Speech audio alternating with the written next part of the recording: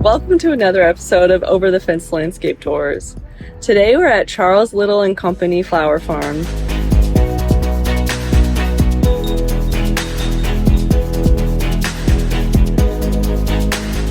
We learn all about different plants that you can grow for their cut flowers as well as their beautiful foliage. We learn about drying flowers. Our conversation with Bethany and Olivia is so wonderful and jam-packed with knowledge. So join us as we go over the fence.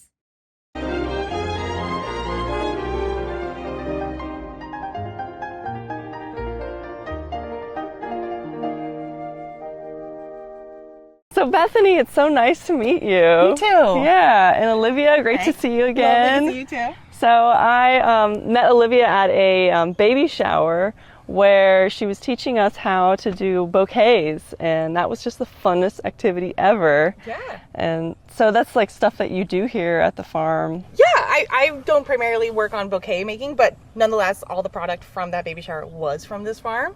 And so you got to see a little snippet of like what we sell here. Yes. Olivia's a majorly talented designer. It's really fun. So you got to learn from one of the best. I sure did. I know. Yeah, just making little handmade posies are a little harder than people think. So it's really, I think that you doing those classes is a lot of fun. Yeah. And what's your role here at the farm? My Charles is my husband, and it's Charles Little and Company. He started the farm. I married into it. And but you already had big exposure to gardening and to farming and such. Yes, I was. The reason I met Charles is because I grew the wrong kind of larkspur when I had a half-acre garden for just dried flowers, and I grew the wrong kind of larkspur, and I bought the seed from Nickel Seed up in Corvallis, and I just thought I was doing all the right things, and I was pretty disappointed. And then my mom showed me the front page of the newspaper, and it was Charles and Jim Evanuk, our neighbor, had grown 4.5 acres of larkspur together, and it was like 8-9 feet tall. It was amazing. So I went out and you picked larkspur and met Charles in the larkspur field. Oh, what a story. I love that. So that's our little cute meet. Meet cute, however you say that. I just found out that the U-pick is actually quite a small portion of what you guys do here. Yeah, but I love that we bring people and have them on our farm. I think it's really, really important for people to understand agriculture and how plants grow and where these things come from. The biggest part of our business is selling flowers to wholesalers nationwide. So I've got a crew in the barn cleaning flowers. Charles has a crew out in the field harvesting the flowers. And we have a crew that comes in and does just dried flowers. And that's how our business started. In 1986, Charles started this farm as a dried flower to wholesalers only. And there's not that many dried flower wholesalers left in the United States. It used to be that fresh flower wholesalers did their thing and dried flower wholesalers did their thing, but dried flower wholesalers have kind of gone away, and the fresh flower wholesalers will do that job now. Because dried flowers are getting they're coming back too, right? Yeah. And we've been working really, really hard at building that part of our business again, and I'm really, really proud of it. Olivia's been really, really a big part of that. We love our harvest and design workshop that we do together. That one's so fun because we sell it as a package, or you can buy individual classes, and people come out to our farm and we walk the whole farm, and we do the same thing every single month, so people see the change in the gardens. Like, we walk them through the gardens behind the house. There's farming behind the house, through the drying sheds and the greenhouses and the south field and the north field and over at Harold's, and just like all the, like this shrub. What does it look like in the spring? What does it look like in the middle of the summer, and then in the fall? How are we harvesting this thing? Like multiple different ways. Yeah. People learn a lot for their yard, for gardening, like say they have the heptacodium and it's huge and it's overgrown. They're like, how do I deal with this? I'm like, well, you can pull art it, taking care of different kinds of plants. And so that's really fun.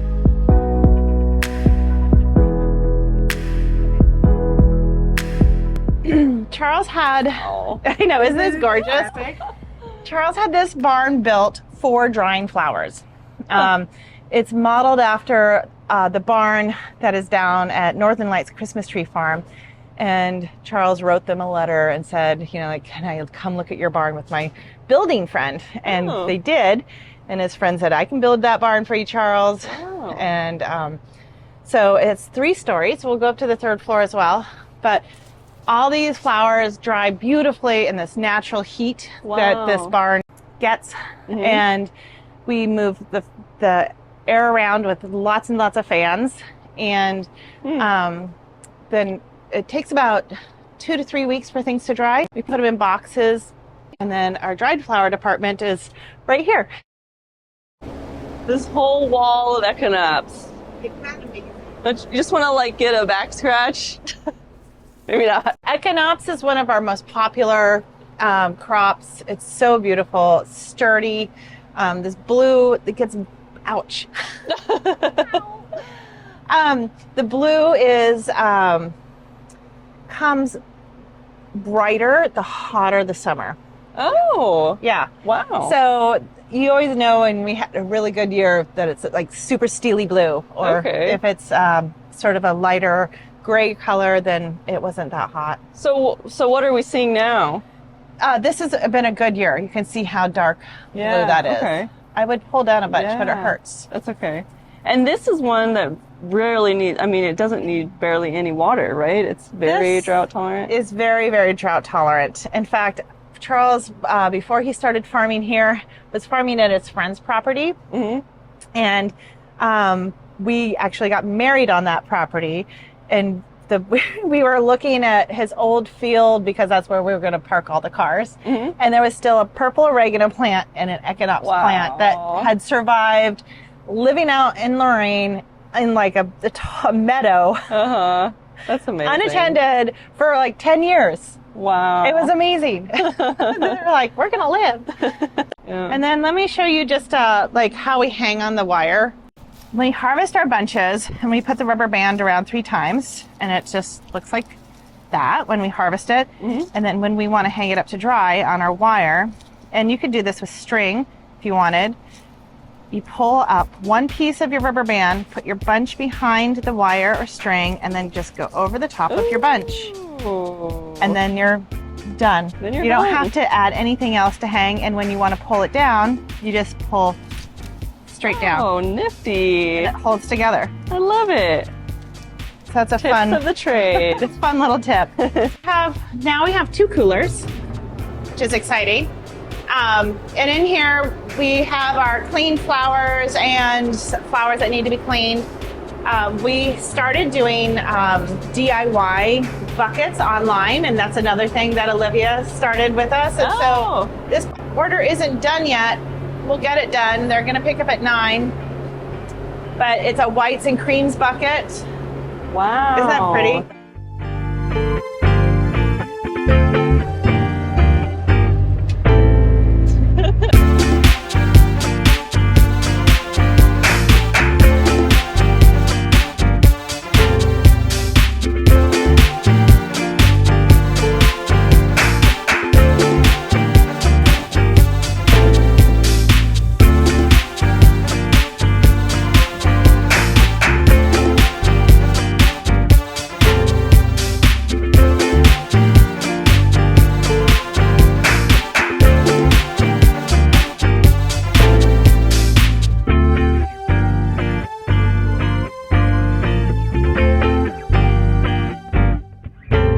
Inula is a really beautiful flower for the garden, and the pollinators come and they love the flowers, and they're so bright and cheery. And then the finches come in and they eat all these seeds, and it is so fun to watch the finch party. Oh, great. So we actually grow them not for the flowers or anything except for the umbels that are left after the finches come and eat all the seeds. Eucalyptus is popular. Yeah, so popular. This is the parvifolia. It is the hardiest variety that we grow. All the other varieties we'll have to plant every year or every other year. We start seed and put in the ground somewhere. because it gets cold enough here that it will freeze off the plant if we don't have snow or ice covering the ground. Oh. These survived because we had 3 inches of ice on the ground this last winter. If it didn't, they would have died. The parvifolia, though, is less oily, is quite a beefy grower, and we coppice it down to the ground every year. You can see that how it goes all the way down. Yeah. And then it comes back. Yeah. It does. It smells good, so but it's not as good. oily. Yeah. And it's a great, long-lasting. And so that makes it just great to use for cut flowers. Yep, You for just cut take flowers. off that whole thing. And once it's I mature, love that red stem too. yeah. Once it's mature in February, when we're done selling it, whatever's left, we'll go through and cut and harvest for drying, and we'll just dry it in the middle of the winter. Up on the 3rd floor of the barn, we have dehumidifiers going, and it's another popular dried crop for us. And this is our dahlia patch last year and this year. Yes, look A la at that mode one. is so pretty. Look at that one. That one is my favorite. Coraline. Yep. This one? Yeah. Coralie. Sorry. Coralie. These plants got left in the ground last year. The ice saved them from freezing to death. And we will dig the varieties that we want to dig this year. Olivia can't stand the fact that she's like, what are you going to do with the rest? And I'm like, rototille them in. And she's like, so she is having a workshop this year called Olivia's Big Dig. So we're carefully mapping out the entire field, and I'm going to dig all the plants that we want to save and make cuttings of this for the next season. And Olivia's going to then have this class or workshop where people can come in and Can I sign up for that today? Right? That sounds amazing. And the thing that really pains me, because I did dahlias, I had an October wedding, so we did dahlias, and it was just so painful to be like, okay, I'm going to cut here, but there's only this one bud that's going to be actually if I was ready. cutting this stem, I'm going to cut down to here. Okay. All the way to there. And then, because down here, There's other notes. see those notes? Those will be flowers again. oh, okay. Those will come up and make flowers. I could cut here, but I'm going to cut down here, and it's going to keep the plant stocky and strong. This spring, after that first huge heat spell, I came out here with Olivia, and she could not take it. I was like, because I can hear that, like, how deep you're cutting on the plant because of how hollow the sound is. And I'd hear this, and I was like, This little tiny chirp of a clip. and I'd be like, deeper. Deeper. And she's like, you're not even looking. And I'm like, I can hear it. So we were going in and we were cutting really deep on these plants because they were stressed and burnt and tired. And we cut them way, way back, took off all the compost off the field, fed them and watered them. And then they just exploded into this really great crop. So sometimes you have to be a little aggressive on these plants, on any plant, to really get where you want to go with it. Right. And just be happy not having it for a season, so that Or a week for as far as dahlias are concerned. Nice. This is the blue ice cypress, and this is Charles's brainchild. Our friend Nathan first sold us the little trees, I don't know, maybe 20 years ago, and they have, as you can see here, where the harvested here, which caused these growing nodes to come out, and then we'll harvest again, and then it'll grow again. Ooh, and so is this a year old? That's a year old. This is a year old. And another cypress? This is another cypress. This is golden pillar, and it's very kind of lemony smelling. And there's another one that's actually more lemony smelling on the other side of the field. Yeah, I haven't appreciated the smells from cypress. Man, so much. Yeah. Something to keep an eye out at the farm stand. What they'll do is they'll cut off the tops of some of these. Oh yeah. And so you can get a tree, like a Christmas tree Of the blue ice cypress. Oh! So they don't get any taller. We don't want them to get, they can get much taller than they are, but we keep them at a certain height. Banded grass or zebra grass is a miscanthus, part of the miscanthus family, and we grow it not for its plumes but for this natural banding that it has on it, and we sell it fresh and dried. And what's fun about it when it's dried is it actually curls, sort of twists up. This was a small perennial area, and so it's sort of a mixed little zone with odds and ends in it. And the curly willow, and that one we do pollard. You can see it's sort of knobbly tops where the new foliage is growing out of it. Awesome. And so once a year you just cut it back, but you don't cut it back to the ground. No. It just looks like a bunch of funny knobbly branches out there. Yeah. Gomphrena? Gomphrena. Okay. A lot of people tend to call it clover. Or globe amaranth. Globe amaranth too. You know, if you want to do a little cut garden. Yeah, it's a really great, easy one. And want to have something that's going to grow for fresh and or dried, that would be a fun one to put in your cutting garden. Because it's an annual, it gets sown in the spring. And for us, we'd sow it in the late spring because it enjoys warmer temperatures and soils. So it's one of the later things that we sow and plant out into the field.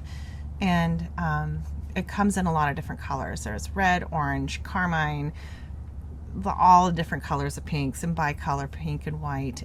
This is Physostesia.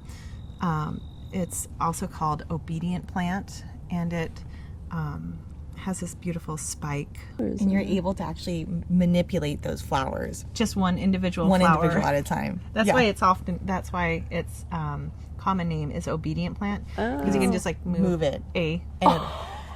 Not as if anybody ever would do that. I think it's fun to play with. I know. I do enjoy playing with them. But That's amazing.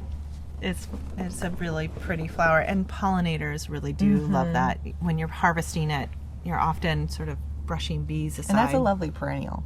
Oh, a lovely perennial. Wow. Yep. And the bees tend to like to fall asleep in them. Oh, it's so cute. It's so cute. You just see a bottom hanging out. Oh.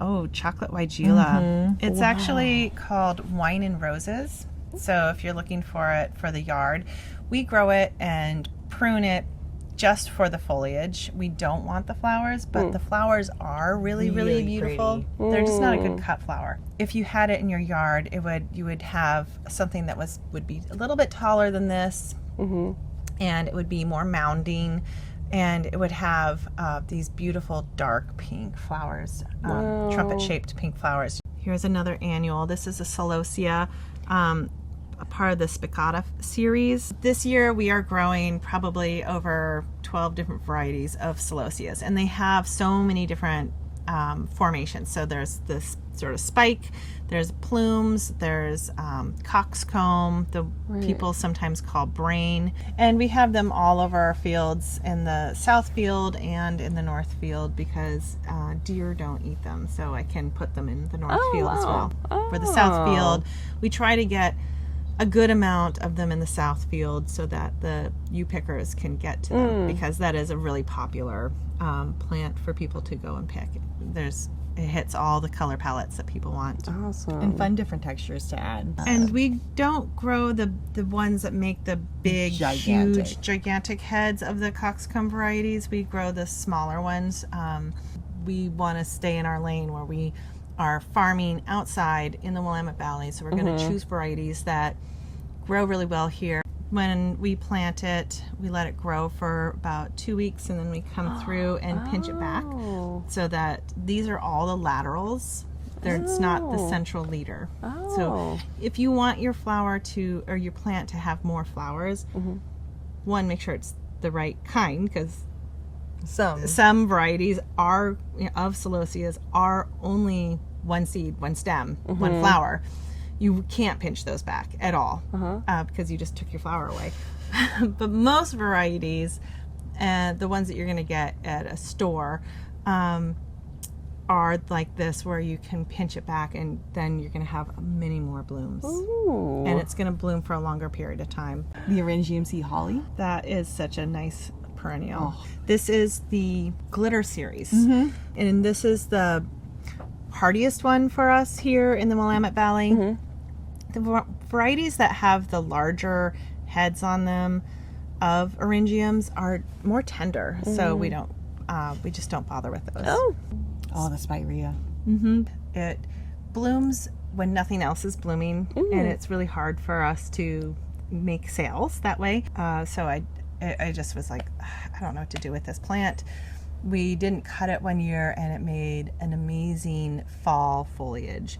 And so we learned from there that we just want to treat the plant as a foliage material, and it is incredibly popular. Wow. Yeah. And do you coppice this every year? We prune it. You prune it, okay. So it becomes sort of a ball shape.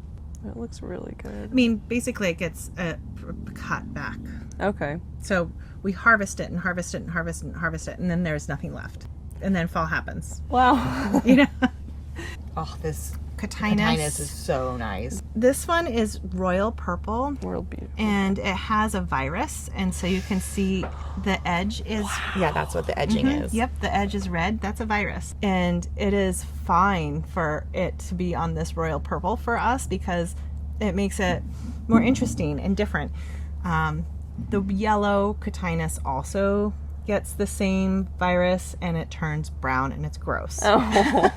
But the red, the purple plant just turns red, and it's absolutely gorgeous. That's amazing. So did this happen? Did you plan on this? Did you like inoculate it, or it just showed up? You know, it just showed up. Wow. This is Heptacodium. It's also called Seven Suns, and this plant also gets pollarded. Has beautiful white flowers, and then after the white flowers it has little pink calyx. Amobium, or sometimes it's called winged everlasting, and it is a papery petaled flower, so that's an everlasting flower. We grow it for fresh and dried, but mostly dried. Wow. And the crop's really short this year. Yeah. I think the heat did that. Stunted it. Oh. And I'm hoping, I don't know, I'm going to do some research because I want to get another 2-foot crop. That was so pretty when that happened. It was so long. tall, wiry, and so interesting looking. Whimsical. Like Yeah. each branch, like it just like kind of swooped around. Wow. That's red jewel grass. It's a Soteria. It's an annual, and this was direct sown in the field in the spring. And we have it for fresh and dried. Nice. And it stays the same color dried. Awesome. We grow Status as an annual. Some people grow it as a, what would they call it? A hardy annual. Yeah.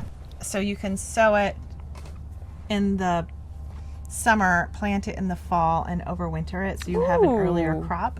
Oh. But we don't bother with that gamble because we want it for a later crop. We don't want spring Status. Sedums. Oh man, we've been moving all the sedums slowly to the north field because the deer don't eat it here. Knock on my forehead.